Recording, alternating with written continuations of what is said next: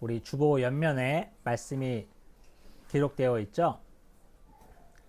여러분 이거 다 암송하시죠? 대답이 없으시네. 우리 암송 훈련을 해야 되겠는데, 치매 예방 겸해서 우리가 아이고 암송해야지. 나도 가물가물하네. 암송해야 돼요. 이런 거는. 자, 우리 14절 한 목소리 크게 읽겠습니다. 시작. 말씀이 육신이 되어 우리 가운데 거하심에 우리가 그의 영광을 보니 아버지의 독생자의 영광이요 은혜와 진리가 충만하더라. 아멘. 우리가 성탄을 하면 사실 성탄의 의미가 너무 퇴색됐죠.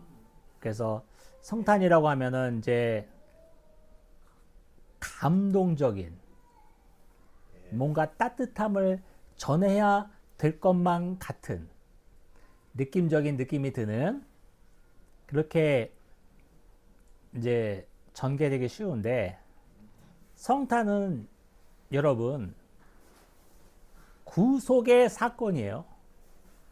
구속의 사건. 하나님이 태초에 모든 만물을 지으시고 인류를 창조하시기 전부터 계획하신 그 구속사가 본격적으로 시작되었고, 우리 인간의 역사 가운데 딱 침투한 사건이 성탄인 거예요. 그래서 성탄절은 정말 따뜻한 감동과 연말 연시를 뜻깊게 보냅시다, 이런 좀 값싼 감정팔이의 도구가 되어서는 안 돼요. 성경이 말하는 성탄은 하나님의 거룩한 구속 계획이 역사 가운데 침투한 사건이다. 우리 인간의 시간적인 그 역사 가운데 딱 침투한 사건이라고 할 수 있어요. 우리가 잘 아는 것처럼 성탄은 우리 인간이 하나님께 나아간 것이 아니라 하나님이신 그분이 죄인된 우리에게 내려오신 사건이죠. 매우 중요한 개념이에요. 그래서 화려한 장식이 아니라 멸시받은 십자가를 전제로 한 사건이에요.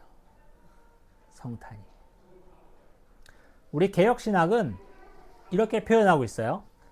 성육신은 하나님의 주권적인 은혜가 가장 낮은 자리까지 임한 사건이다. 오늘은 제목이 뭐예요? 말씀이 육신이 돼요. 맞아요. 말씀이 육신이 돼요. 성육신을 밑받침하는 아주 강력한 근거 구절이긴 한데, 이 성육신에 대한 내용을 하나씩 저와 여러분이 살펴보기를 원합니다. 성육신이라는 것은 하나님께서 인간의 몸이 되셨다, 인간의 몸으로 이 땅에 오셨다라는 것을 나타내는 말입니다. 자, 첫 번째, 성육신은 하나님의 영원한 구속 계획이 실현된 거예요. 그래서 그 요한은요, 예수님의 탄생을 단순히 출생으로 기록하지 않고 요한복음 1장 1절에 어떻게 돼 있죠? 태초에 뭐가 있다고요? 말씀이 계시니라. 이렇게 해놓고 나서 오늘 본문 14절에 그 말씀이 육신이 되어 라는 말이 한 거예요. 1장 1절에 태초에 말씀이 계시니라 할 때 이 말씀은 이제 원어로는 로고스라고 하고, 이 로고스는 뭘 말하냐면 창조의 도구이자, 창조의 도구죠. 하나님이 뭘로 천지를 만드셨죠? 말씀으로 만드셨잖아요. 그러니까 이 말씀이라는 이 로고스라는 단어는 창조의 도구이자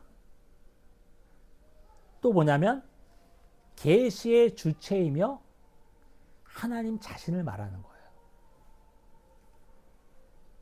그래서 예수님이 성육신 되었다라는 것은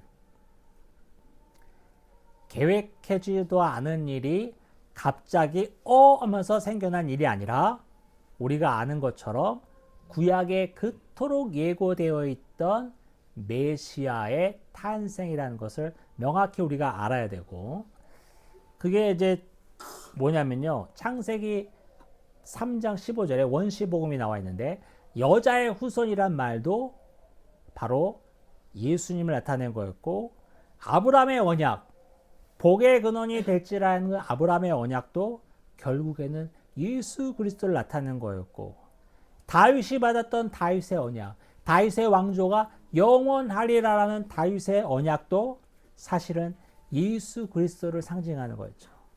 또 이사야 7장에 나오는 임마누엘, 보라 처녀가 잉타하여 아들을 낳으리니 그 이름을 임마누엘 하리라는 그 임마누엘도 바로 예수님을 예고하는 거였어요. 성육신은 갑자기 어느 날 일어난 일이 아니라 하나님이 창세 전부터 또 성경에 그토록 예고되어 있던 일이 실현된 것이라는 것을 우리가 알아야 됩니다. 두 번째, 성육신은요, 인간의 전적 타락에 대한 하나님의 응답입니다. 인간은 전적으로 타락되어 존재라는 것을 명확하게 알아야 돼요. 제가 몇 번 강조했지만 인간에게는 소망이 없어요. 에베소서 2장에 허물과 죄로 죽었다라고 표현되어 있고, 로마서 3장에는 의인은 없나니 하나도 없다고 되어 있습니다. 우리 인간은요, 스스로 하나님께 나아갈 수도 없고 하나님을 찾을 수도 없는 존재예요. 하나님이 우리를 찾아주셨기 때문에 구원이 일어난 거죠. 우리 인간이 하나님을 찾을 수 있는 존재라면은 예수 그리스도의 성육신이 필요 없었을 수도 있어요. 주님이 오실 필요도 없었을 겁니다. 하지만 전적으로 부패한 우리 인간은 하나님을 찾을 수도 없기 때문에 하나님이 우리를 찾아오셨죠. 그렇기 때문에 성육신은 전적으로 타락한 우리 인간에 대한 하나님의 반응이에요. 세 번째는요, 성육신은 참 하나님이 참 인간이 되신 사건이에요. 아주 일반적인 개념이죠. 성육신은 참 하나님이신 그분이 참 인간이 되셨다. 제가 지지난주 설교에도 말씀 계속 드렸던 것 같은데, 우리가 명확하게 할 것은 예수 그리스도는 참 하나님이시면서 동시에 참 인간이시다. 이 동시에라는 단어가 중요해요. 언제는 하나님이고 언제는 인간이다가 아니라 동시에 그 속성을 다 갖고 계셨다라는 게 우리 신학적으로 아주 중요한 겁니다. 이게 왜 중요하냐면요, 우리 예수 그리스도는 우리가 아는 것처럼 배고프셨고 아프셨고 또 슬플 때 우셨고 결국에는 죄인된 우리 인간처럼 죽음을 맞이하시기도 했잖아요. 하나님이신 그분이 인간의 모든 속성을 갖고 계셨다는 것이 왜 중요하냐면, 예수님이 참 인간이 아니라면 우리를 대신해서 제물이 될 수가 없어요.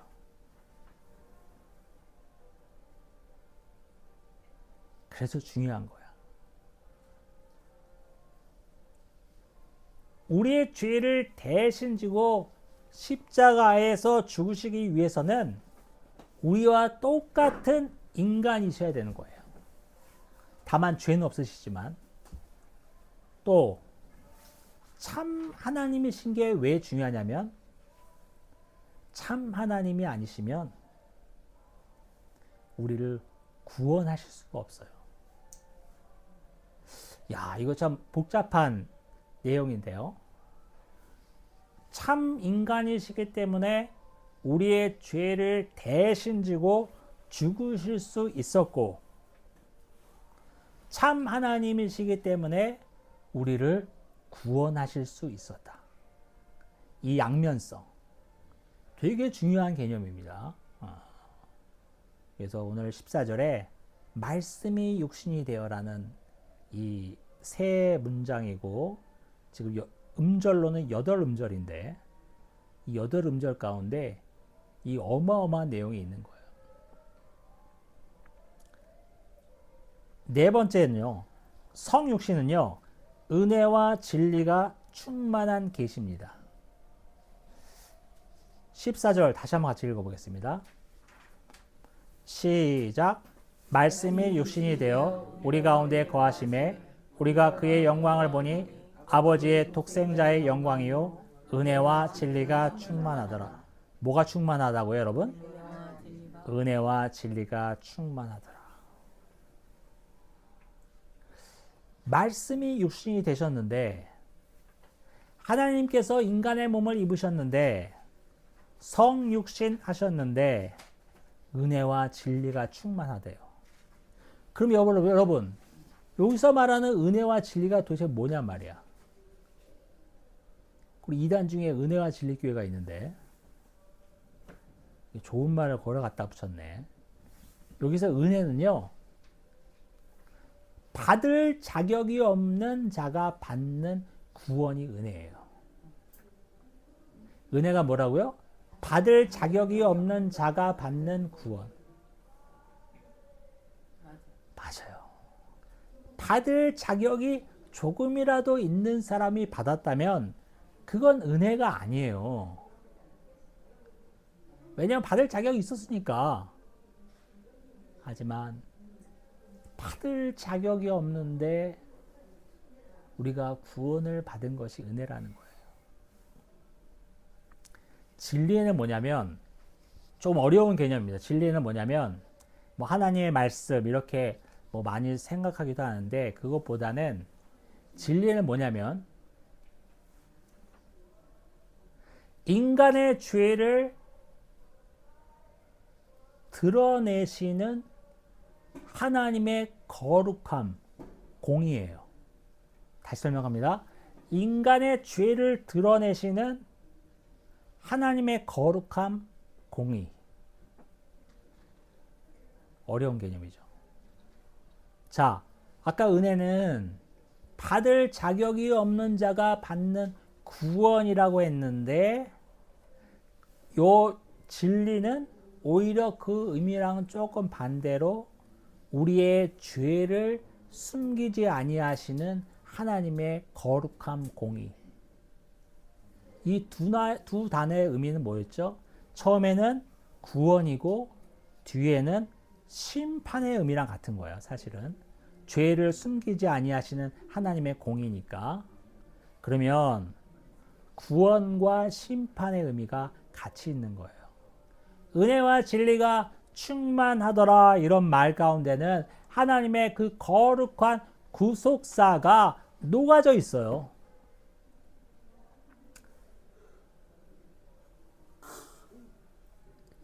죄를 숨기지 아니하시되 죄를 구속하시는 하나님의 뜻이 있는 거예요.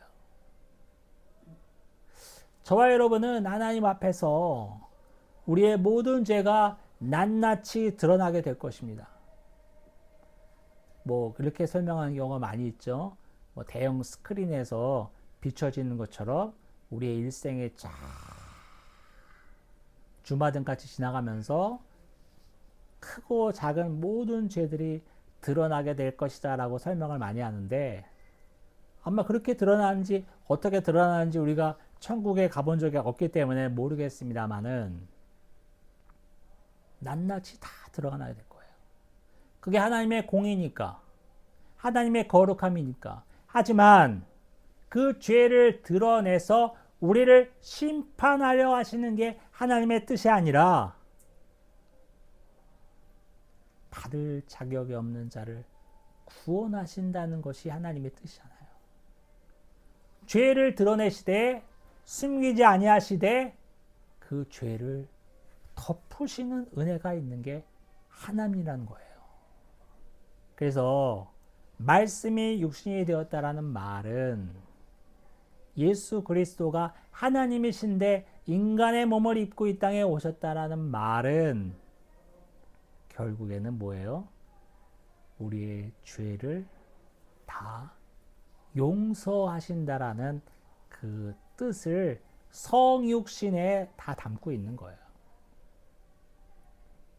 단순히 마리아의 태에서 태어나서 말 구유에 태어나시고 크리스마스 장식하기 위해서 지푸라기 깔아놓고 동방박사 별 붙여놓고 반짝반짝 하기 위함이 아니라 말씀이 육신이 되었다는 그 말 가운데는 하나님이 창세 전부터 계획하신 우리를 구속하시리라는 그 엄청난 의미를 다 담고 있는 겁니다. 여러분, 성탄은 그렇기 때문에 구경하는 사건이 아니에요. 실제로 구경도 많이 가지. 저도 사실은 그 시내에 신세계백화점인가요? 그 성탄 트리 뭐 보고 싶다 이런 말 한 적도 있는데 해마다 그 신세계백화점 그 벽면을 다 가득 채우면서 요새는 이제 LED 전광판으로 꾸미긴 합니다만은 그 참 화제잖아요. 올해는 어떻게 신세계백화점이 꾸몄을까? 그래서 많은 사람들이 그 앞에서 약속도 하고 사진 찍도 그러는데 성탄은 구경하는 사건이 아니에요. 죄인된 우리가 믿음으로 참여하는 사건이에요. 중요한 개념입니다. 예수 그리스도의 성육신, 그 성육신은 결국 저와 여러분의 죄를 구속할 방법이 이 방법밖에 없었기에 하나님이신 그분이 낮고 천한 인간의 몸을 입고 이 땅에 오셨고 그것뿐입니까? 자신이 만들어 놓은 피조물에 지나지 않은 그 인간의 손에 처참히 죽음을 맛보시는 그 낮고 낮은 자리까지 감당하셨던 사건이 바로 성탄이에요. 그래서 우리는 더 낮은 자가 되어야 됩니다. 저도 그렇고 여러분도 그렇고 목이 뻣뻣해지기 시작했다. 배가 부르기 시작했다. 이러면 재미없는 거예요. 끝난 거야. 목을 뻣뻣하게 들지 마시고 늘 낮은 자의 자리에 가시는 저와 여러분이 되길 원합니다. 우리가 믿고 따르는 우리를 구속하신 예수 그리스도가 그렇게 낮고 낮은 자리까지 오셨다면은 우리는 도대체 어느 자리에 가야 된다는 말입니까? 예수님이 저기 지하 5층에 계시는데요. 우리가 1, 2, 3층에 있을 수가 없잖아요. 이런 말도 안 되는 일이 우리 안에 일어나면 안 되잖아요. 오늘 성탄을 맞이하면서 그렇죠. 예수 그리스도가 인간의 몸을 입고 이 땅에 오신 성육신의 사건은 바로 구원의 시작이다. 성탄은 화려한 장식이 아니라 모멸받은 십자가를 상징하는 것이다. 그것은 저와 여러분의 죄를 대속할 수 있는 방법이 그 방법밖에 없었기 때문이라는 것을 명심하시면서 날 구속하신 하나님, 날 구속하신 예수 그리스도를 찬양하며 더 낮아지고 겸손해지는 저와 여러분이 되기를 예수님의 이름으로 축원합니다. 아멘. 아멘. 기도하겠습니다. 아버지 하나님 감사합니다. 우리의 죄를 사하시기 위해서 이 땅에 오신 예수 그리스도가 낮고 천한 인간의 몸을 입으셨거늘 어떻게 우리는 점점 목이 뻣뻣해지고 높은 자리에 오르고 싶기만 합니까? 주님, 우리를 더 겸손하게 만들어 주시고 날마다 날 구속하신 예수의 은혜에 휩싸이는 축복을 허락하여 주시옵소서. 우리를 구속하시기 위해 이 땅에 오신 예수님의 이름으로 기도합니다. 아멘.